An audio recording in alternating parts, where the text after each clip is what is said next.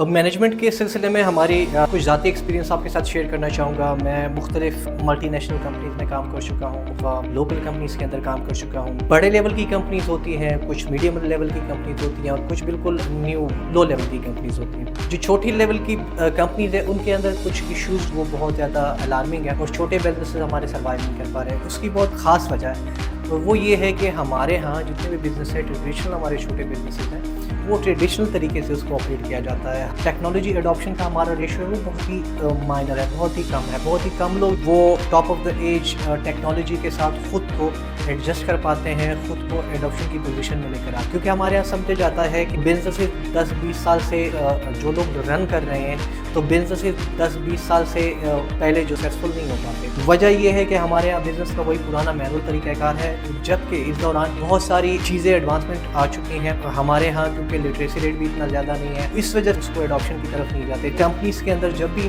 New companies बन रही हैं उसके अंदर जो चीज़ सबसे पहली चीज़ें होनी चाहिए, ऑलवेज फर्स्ट थिंग फर्स्ट, लेकिन हमारे यहाँ ऐसा नहीं है। हमारे यहाँ देखा यह जाता है कि आप बिज़नेस शुरू करें, आप अपना काम शुरू करें और उसके बाद फिर देखेंगे जिस चीज़ की ज़रूरत होगी तो उसके साथ ऐड ऑन करते जाएंगे, जो कि एक बहुत ही गलत ट्रेंड है। बिज़नेस के लिए शुरू करने से पहले आपको सबसे पहले उसका बिज़नेस मॉडल बनाना चाहिए। मैंने एक जगह पे एक कोट पढ़ी थी जो कि मेरे दिमाग में हमेशा चिपकी रहती है कि अगर आप अपना आइडिया, अपना बिज़नेस एक कागज़ के ऊपर नहीं कर सकते तो आप फिज़िकल भी उसको नहीं चला सकते। आप अगर कोई चीज़ बनाना चाहते हैं, उसको फॉर्म करना चाहते हैं, तो सबसे पहले जो है वो आपका फर्स्ट लेवल पे वो कागज़ के ऊपर बननी चाहिए। कागज़ के ऊपर आपका कंपनी का सबसे पहला जो ज़रूरी चीज़ है वो आपका ऑर्गेनाइजेशन स्ट्रक्चर होना चाहिए। फिर उसके बाद वर्क फ्लोज होने चाहिए। आपका काम स्टेप से शुरू होकर किस स्टेप तक जाएगा और किस तरीके से होगा। तीसरे नंबर प्रोसीजर्स आपके डिफाइन होने चाहिए। प्रोसीजर क्या है कि जो वर्क फ्लो आपने बनाया है वो प्रोसीजर वाइज आपका होना चाहिए, from the step 1 till last step. ये सारी चीज़ें प्रोसेस आपके पहले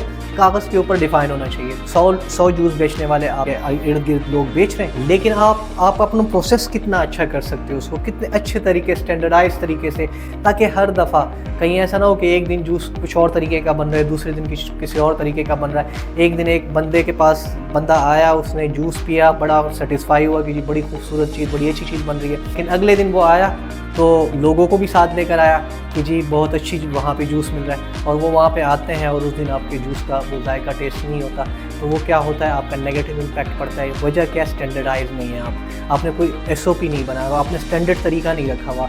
तो हर दफ़ा अगर आपने स्टैंडर्ड सेट नहीं किया हुआ तो हर दफ़ा आपकी प्रोडक्ट डिफरेंट तरीके की निकल के आएगी।